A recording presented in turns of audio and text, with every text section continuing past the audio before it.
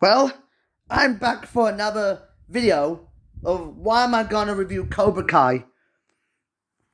I know Cobra Kai is one of my favorite Netflix shows that I saw today.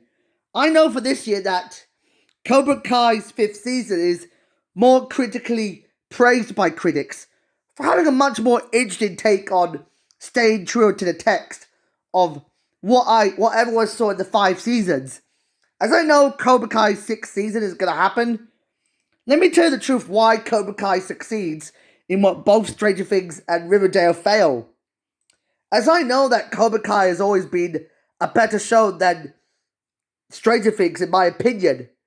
Because, in my opinion, I liked Cobra Kai more than Stranger Things because it stayed truer to the text of being based on 1980s iconic movie called The Karate Kid. That really applies to Fate the Wind Saga.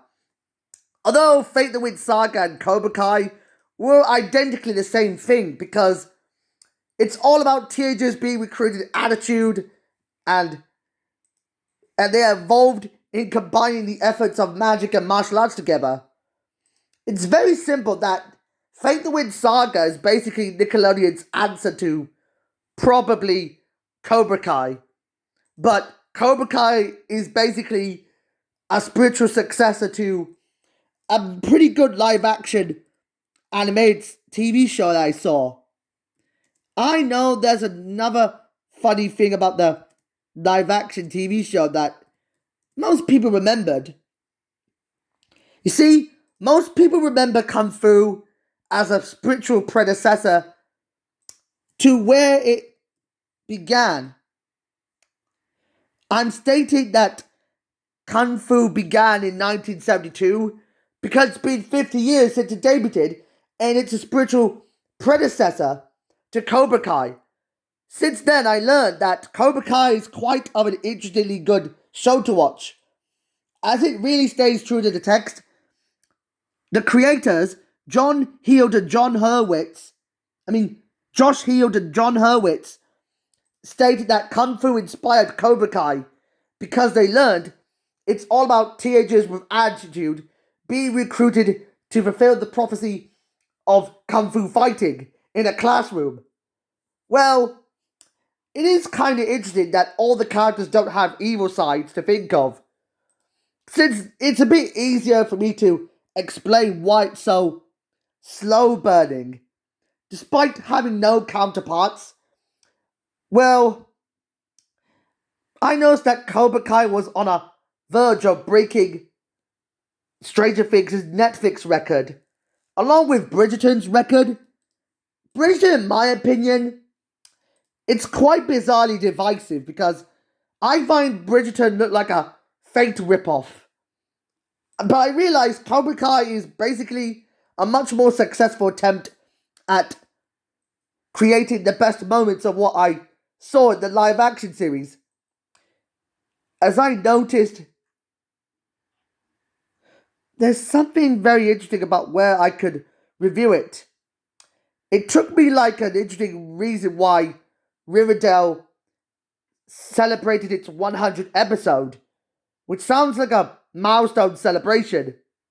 I might have joked it could be more of a present day show set in a time skip where the characters, the teenagers, the grumps would figure it out on their own. Well, if they don't want to stay put, it's all the music they can think of what they're doing. So, I'm not going to waste any damn time and focus around the plot. So the plot is simple. It all began in a time skip of 33 years in 2017, where Johnny Lawrence, who is now a handyman, used to be a martial arts fighter, who was overthrown by Daniel LaRusso. For some reason, he's now in his 50s, and he lives in an apartment in Reseda, Los Angeles. Although he's fallen far from his wealthy lifestyle in Encino, he's accustomed to growing up, despite the depression of suffering alcoholism, despite his traumatizing moment of John Kreese assaulting him in Karate Kid Part 2. But his estranged son, Robbie, realized he was abandoned from his relationship. However, Johnny decides to recruit a team of teenagers with attitude. The students that consist of Miguel Diaz, Robbie Keane, Samantha LaRusso, Ellie Hawk Moskowitz, Tori Nichols, Demetri Alexopoulos. All 6 of the members have been recruited to learn from their mentors of their dojos and associates. In order to keep their family business going up, there's a rapidly shifting idea of what they have to train. They train each other to become a team, and they have to learn why they can put a stop to why Daniel did to Johnny, because of what they learned from Mr. Miyagi. Although Mr. Miyagi is absent for a period, like Tekna was this to Fate the Wind Saga, I'm guessing this year could be his 90th birthday. It's sad to see why Pat Morita passed away in 2005. It's kind of sad, but it's actually kind of like a bad quality you can think of. They must learn how the philosophy thinks of, where they have to struggle to learn why Daniel is trying to connect his children and disrupt his balance within their lives. But Johnny's dojo has attracted some bullied outcasts who learn about their confidence about their own students. To make a contrast that marks anything that would change, realizing where they could be involved in. As I noticed, it takes place in some sort of a decade, maybe like a 1 year into the past situation, rather than a usual 20 minutes into the past thing, like, both Stranger Things and Riverdale had. Cobra Kai is more of a going forward to the future thing, as they realized they know where they can set things right. As I noticed, it's kind of interesting where it took place. The first season took place between 2017, maybe around the autumn of 2017 to the spring of 2018. The second season takes place in the summer of 2018. The third one will be in the autumn of 2018. But the fourth and fifth seasons would take place between 2019, between early 2019 to mid 2019. So I'm guessing it's just a 5 years into the past thing.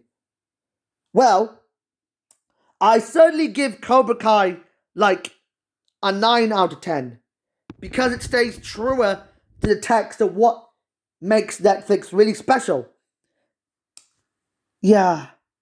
Despite receiving high viewership on YouTube, it would move on to Netflix to gain critical acclaim for its writing, performances, action sequences, humor, character development, and homage to the 1984 film series. Yeah, and it also received numerous awards and nominations, with the third season being nominated for Outstanding Comedy Series at the 73rd Primetime Emmy Awards. Despite having an interesting Miyagi-verse narrative, primarily before we got Spider-Verse, we had some interesting cast members. Courtney Hengeler, Zolo Mariduena, Tanner Buchanan, Mary Mauser, Jacob Bertrand, Gianni Di Senzo, Peyton List, Vanessa Rubio, Dallas Dupree Young, Martin Cove, and Thomas Ian Griff all reprised their roles for the film. It's kind of awesome. So, you know what? I ran out of time. Despite this, what I really noticed that this also applies to both House of the Dragon and Rings of Power, because they both have a balancing contrast to each other of being connected together, like Cobra Kai. As I know that the Rings of Power was based on the 2001 film series titled The Lord of the Rings, and House of the Dragon was based on the 2011 TV series titled Game of Thrones. That's kind of interesting. Although Archer was based on the 1941 comics book series of the same name, you know what they say? Everybody loves a good adaptation. But that's all I can say about this one.